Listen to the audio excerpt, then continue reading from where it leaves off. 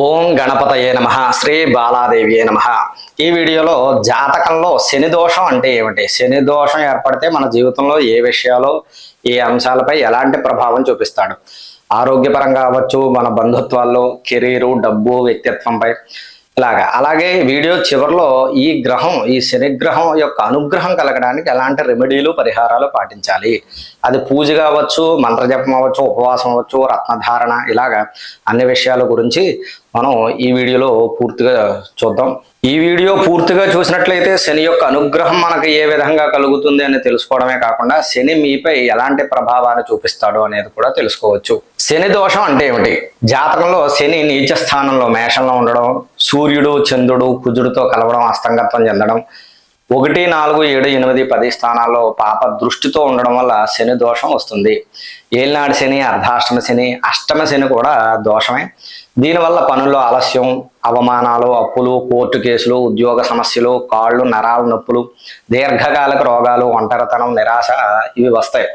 శని న్యాయాధిపతి కాబట్టి కర్మ ఫలితాలను ఖచ్చితంగా ఇస్తాడు. శని దోషం వల్ల కలిగే ప్రధానమైన నష్టాలు చూసుకుంటే ముఖ్యంగా కష్టాలు, ఆలస్యం. శని ఆలస్యకారకుడు, ఏ పని చేసినా లేట్ అవ్వడం ఇతని ప్రభావంగా చెప్పవచ్చు. పనుల్లో ఆటంకాలు, చిన్న పనికి కూడా 10 సార్లు తిరగాల్సి రావడం, ఫైళ్ళు ముందుకు కదలవు, ఉద్యోగం, పెళ్లి, సంతానం ఆలస్యం, 35, 40 ఏళ్ళు వచ్చినా సెటిల్ అవ్వకపోవడం, కష్టపడినా ఫలితం లేకపోవడం, రాత్రింబవళ్ళు పని చేసినా గుర్తింపు లేకపోవడం, డబ్బు రాకపోవడం, జీవితాంతం కష్టపడేటటువంటి బ్రతుకుగా ఉండడం, విశ్రాంతి లేకపోవడం. అలాగే ఆరోగ్య సమస్యలు, శని ఎముకలు, నరాలు, కాళ్ళు, దీర్ఘకాలిక రోగాలకు కారకుడవుతాడు.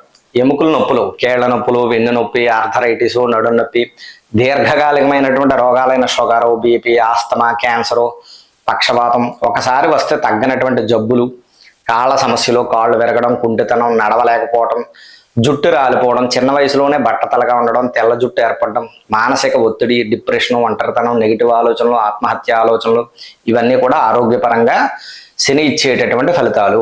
ఇక ధనం, ఉద్యోగానికి సంబంధించినటువంటి ఎలాంటి సమస్యలు ఇస్తాడు అంటే ముందుగా దరిద్రం, పేదరికం, ఎప్పుడూ డబ్బుకు కొరత, అప్పుల బాధ, ఉద్యోగంలో అవమానం, పై అధికారులతో గొడవలు, ఉద్యోగం లేకపోవడం, సస్పెన్షన్, బదిలీలు, సేవకా వృత్తి, చాకరీ చేసే పనులు, గౌరవం లేని ఉద్యోగాలు, యజమాని తిట్టినా భరించాల్సి రావడం, ఇనుము, నూనె, బొగ్గు వ్యాపారాల్లో నష్టపోవటం, శని వస్తువులు నష్టపోవటం, కోర్టు కేసులు, జైలు శిక్ష, పోలీస్ కేసులు. అలాగే కుటుంబం, సంబంధ బాంధవ్యాలు, వీటిల్లో ఎలాంటి ప్రభావాన్ని చూపిస్తాడు శనిదేవుడు అంటే తండ్రితో విభేదాలు, తండ్రికి దూరం అవటం, తండ్రి సపోర్ట్ లేకపోవటం, భార్యాభర్తల మధ్య చల్లదనం, ఆ ప్రేమ లేకపోవడం, ప్రేమ లేని సంసారం, ఒకే ఇంట్లో ఉన్నా మాట్లాడుకోకపోవడం, సంతానం వల్ల కష్టాలు, పిల్లల మాట వినకపోవడం, చెడు అలవాట్లు, సమాజంలో అవమానం, నిందలు పడటం, పరువు పోవడం, అందరూ చులకనగా చూడడం, స్నేహితులు, బంధువులు దూరం అవటం, ఒంటరితనం. ఇక ఆస్తి, చరాస్తుల విషయంలో ఎలాంటి సమస్యలు ఉంటాయి అంటే ఇల్లు,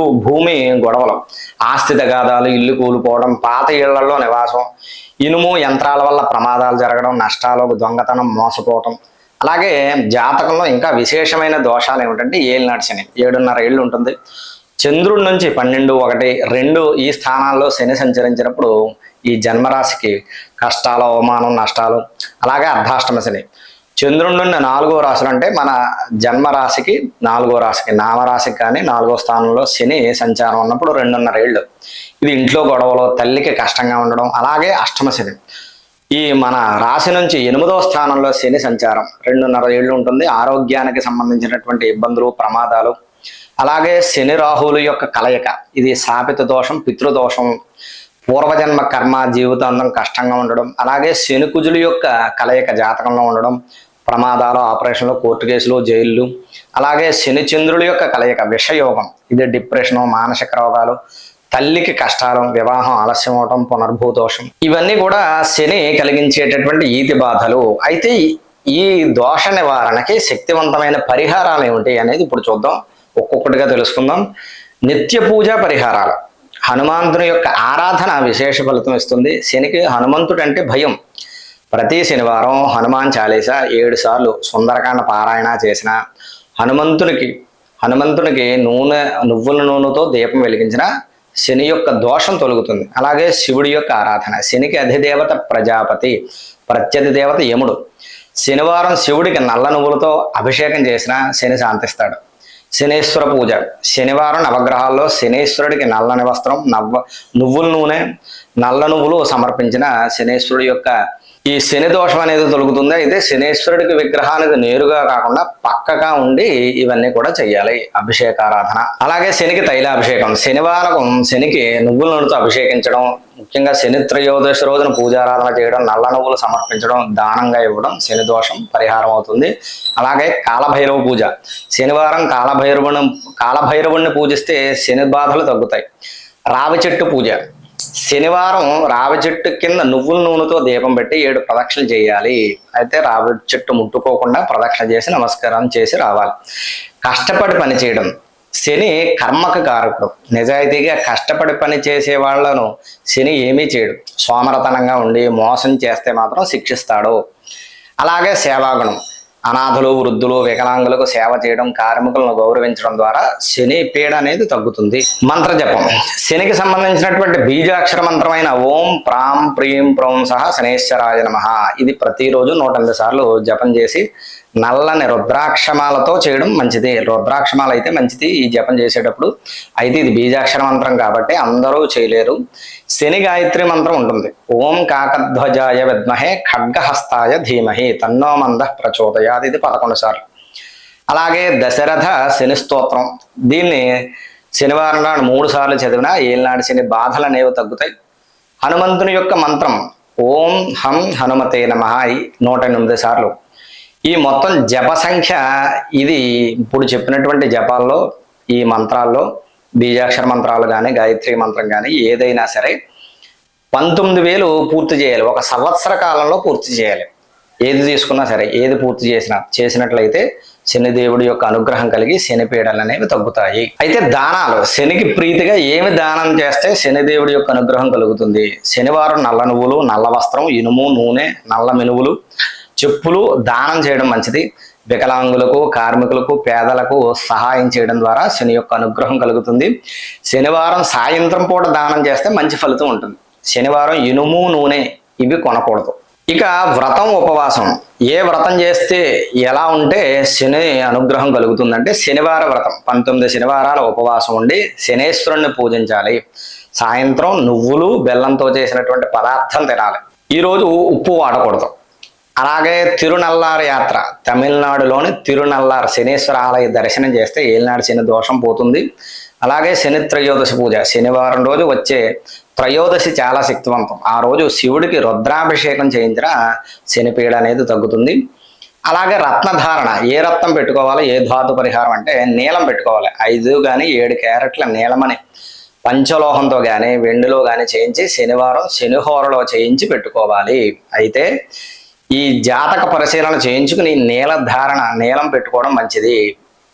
మన తోచినట్టుగా ఈ నీలం పెట్టుకుంటే కనుక అది పడకపోతే శని చెడుగా ఉంటే కనుక ఎక్కువ ప్రమాదాలు జరిగే అవకాశం ఉంటుంది. జాతక పరిశీలన చేయించుకుని మాత్రమే నీలం పెట్టుకోవాలి. అలాగే ఇంకొకటి చెప్తారు, ఈ నీలం ధరించేటప్పుడు ఈ నీలం పెట్టుకునే ముందు 3 రోజులు దిండి కింద పెట్టి పరీక్షించాలి. నిద్రలో చెడు కళలో వస్తే కనుక వేసుకోకూడదు. తప్పకుండా జాతక పరిశీలన చేయించుకోవాలి. అయితే ప్రత్యామ్నాయం ఏమిటి? నీలం కుదరకపోతే ఇనుపు ఉంగరం కానీ, నల్లటి గుర్రప నాడ ఉంగరం కానీ, 7 ముఖాలు కలిగినటువంటి రుద్రాక్ష కానీ ధరించిన ఈ నీలం పెట్టుకున్నట్టే. చెట్లు, ప్రకృతి, జంతు పరిహారం ఇవి చూసుకున్నట్లయితే పరిహారాలు. రావి చెట్టు పూజ. శనివారం రావి చెట్టు కింద ఆవ నూనెతో దీపం వెలిగించి 7 ప్రదక్షిణ చేసిన రావి చెట్టుకు నీళ్లు పోస్తే పితృదోషం అనేది తొలగుతుంది. శనిదేవుడి యొక్క అనుగ్రహం కలుగుతుంది. అలాగే జమ్మ చెట్టుకి దసరా రోజు జమ్మ చెట్టును పూజిస్తే శని బాధలు తగ్గుతాయి. కాకులకు ఆహారం. శనికి కాకి వాహనం. ప్రతిరోజు కాకులకు అన్నం, నువ్వులు కలిపి పెట్టినా శని దోషం తొలగుతుంది. నల్ల కుక్కకు ఆహారం. శనివారం నల్ల కుక్కకు రొట్టె, పాలు పెట్టినట్లయితే కాలభైరవుడి యొక్క అనుగ్రహం కలుగుతుంది. ఏనుగుకు ఆహారం.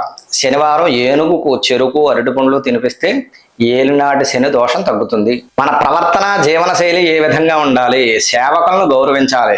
శని కార్మికులకు, సేవకులకు కారకుడు. పని వాళ్లను, డ్రైవర్లను, వాచ్మెన్లను బాధ పెడితే శని దోషం ఇంకా పెరుగుతుంది. వారికి సహాయం చేయాలి. వికలాంగులకు సేవ. అంగవైకల్యం ఉన్నవారికి, కుష్ఠు రోగులకు, అనాథలకు సేవ చేస్తే శని త్వరగా శాంతిస్తాడు. అలాగే నిజాయితీ. శని న్యాయాధిపతి. అబద్ధం, మోసం, దొంగతనం చేస్తే శని కఠినంగా శిక్షిస్తాడు. నిజాయితీగా క్రమశిక్షణతో ఉండాలి. అలాగే పడమర దిశ.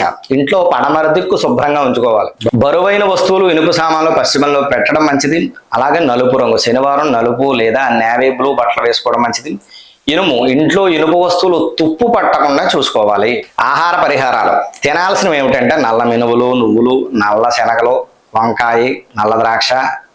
శనివారం నువ్వుల నూనెతో చేసినటువంటి వంటకం మంచిది. తినకూడనివి ఏమిటి అంటే శనివారం మాంసాహారం, మద్యం, వెల్లుల్లి, ఉల్లిపాయ ఇవి పూర్తిగా మానేయాలి శనిపీడం ఉన్నవారు. ప్రత్యేక పరిహారాలు ఏమిటి? సమస్యను బట్టి మనం ప్రత్యేకమైన పరిహారం ఏమిటంటే ఏలినాడు శనితో బాధపడేటటువంటి వారు ప్రతి శనివారం హనుమంతుని యొక్క గుడికి వెళ్ళి 11 ప్రదక్షిణ చేసి నువ్వుల నూనెతో దీపం వెలిగించాలి. 7 రకాల ధాన్యాలను పక్షులకు వేయాలి. అలాగే ఉద్యోగ సంబంధ సమస్యలతో బాధపడేవారు శనికి పీడతోటి శనివారం శనీశ్వరుడికి ఇనుపు గొలుసు సమర్పించాలి. నిరుద్యోగులకు సహాయం చేయాలి. అలాగే కోర్టు కేసులతో బాధపడేవారు శనివారం కాలభైరవుడికి కొబ్బరికాయ కొట్టి నల్లని వస్త్రం దానంగా ఇవ్వాలి. కాళ్ళ నొప్పులు, నరాల బలహీనత వీటి వల్ల బాధపడేవారు శనివారం నల్ల నువ్వుల నూనెతో కాళ్లకు మసాజ్ చేసుకోవాలి. పేదవారికి చెప్పులు దానంగా చేయాలి. అప్పులు బాధలు పడేవారు శనివారం 8 మంది కార్మికులకు భోజనం పెట్టాలి. రావి చెట్టు కింద 8 దీపాలు వెలిగించాలి. అయితే శని గురించి, శనేశ్వరుడు, శనిదేవుడి గురించి చెప్పేటటువంటి ముఖ్య గమనిక ఏమిటంటే ముఖ్య విషయం శని చెడు చేస్తాడని భయపడకూడదు. శని కర్మ ఫలితాన్ని ఇస్తాడు. మంచి చేస్తే మంచి, చెడు చేస్తే చెడు ఇస్తాడు. శని దశలో కష్టపడి పని చేస్తే ఉన్నత స్థితికి వస్తారు. శని చెడ్డవాడు కాదు, న్యాయాధిపతి. మనం చేసిన కర్మకు ఫలితం ఇస్తాడు అంతే. ఆయన చెడు చేస్తే శిక్ష, మంచి చేస్తే రాజయోగం ఇస్తాడు. శని బలంగా ఉంటే 36 ఏళ్ల తర్వాత రాజయోగం, స్థిరాస్తులు, పేరు వస్తాయి. శని దశలోనే చాలా మంది కోటీశ్వరులు అయ్యారు. అలాగే జాతక పరిశీలన చేయించుకుని ఈ శని దోషం ఎంత తీవ్రంగా ఉందో తెలుసుకుని దాన్ని బట్టి ఏ పరిహారం చేసుకోవాలో తెలుసుకుని చేయడం ద్వారా ఇంకా శనీశ్వరుని యొక్క అనుగ్రహం మనం ఇంకా త్వరగా పొందవచ్చు. ఇది శనిదేవుడి యొక్క అనుగ్రహం మనకు ఏ విధంగా కలుగుతుంది, శని యొక్క దోషం జాతకంలో ఏర్పడితే మన జీవితంలో ఎలాంటి ప్రభావాన్ని చూపిస్తాడో, ఏ అంశాల మీద ఎలాంటి చెడు ప్రభావం చూపిస్తాడో అనేటటువంటి వీడియో. ఈ వీడియో నచ్చినట్లయితే లైక్ చేయండి, షేర్ చేయండి. మీ యొక్క అభిప్రాయాన్ని కామెంట్స్ రూపంలో తెలియచేయండి. అలాగే మీకు జాతక సంబంధంగా కానీ వాస్తు సంబంధంగా కానీ ఏదైనా సందేహాలు, సమస్యలు ఉంటే మమ్మల్ని సంప్రదించవచ్చు. మా యొక్క ఫోన్ నెంబర్ అది. మరొక వీడియోలో మరలా కలుద్దాం. అంతవరకు స్వస్తి.